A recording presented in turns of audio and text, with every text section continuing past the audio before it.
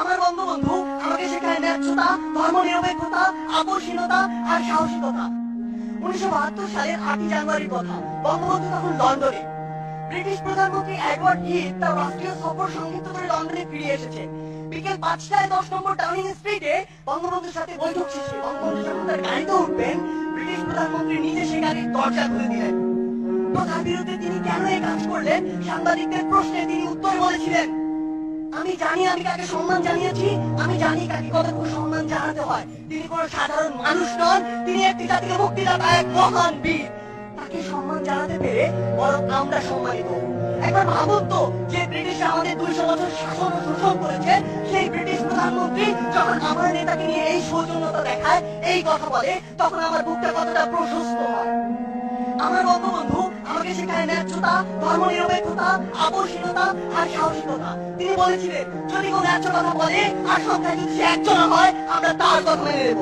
আমার বঙ্গবন্ধু বলেছিলেন, এই বাংলাদেশ হবে ধর্মনিরপেক্ষ দেশ, যেখানে ধর্ম নিয়ে কোনো ব্যবসা করা চলবে না। আমার বঙ্গবন্ধু মুচলেখা দিয়ে নিজের ছাত্রত্ব ফিরিয়ে নেননি, অন্যায়ের সাথে আপোষ করেননি। আমার বঙ্গবন্ধু দেখিয়েছেন কিভাবে নারীকে সম্মান করতে হয়। তিনি বলেছিলেন, এই স্বাধীন বাংলায় যত বীরাঙ্গনা রয়েছে, তার বাবার নামের পাশে আমার নাম লিখে দিও, আর ঠিকানা দিও ধানমন্ডি 32। আমার বঙ্গবন্ধু আমাকে শেখায় কিভাবে বিচক্ষণ আর দূরদর্শী হতে হয়। 1968 সালে একটি সাক্ষাৎকারে তিনি বলেছিলেন, আওয়ামী লীগ দৃঢ়ভাবে সমাজতন্ত্র বিশ্বাসী। সেই সমাজতন্ত্র যা পৃথিবীর অন্যান্য দেশে রয়েছে তা নয়, বরং সেই সমাজতন্ত্র যে সমাজতন্ত্র দেশের মাটি, মানুষ আর আবহাওয়া চায়। আমার বঙ্গবন্ধু হচ্ছে সেই বঙ্গবন্ধু।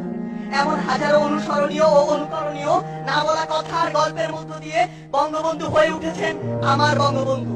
পরিশেষে ওপারে ওপারে অপার অপার স্বপ্নে আমার দিকে, আমাদের দিকে, বাংলাদেশের দিকে চেয়ে থাকা বঙ্গবন্ধুর উদ্দেশ্যে বলতে চাই, ওরা ভেবেছিল তোমাকে হত্যা করলেই হয়ে যাবে সব শেষ। ভাবেনি ওরা বঙ্গবন্ধু মানেই বাংলাদেশ। হ্যাঁ, আমার বঙ্গবন্ধু মানে বাংলাদেশ। ধন্যবাদ সবাই।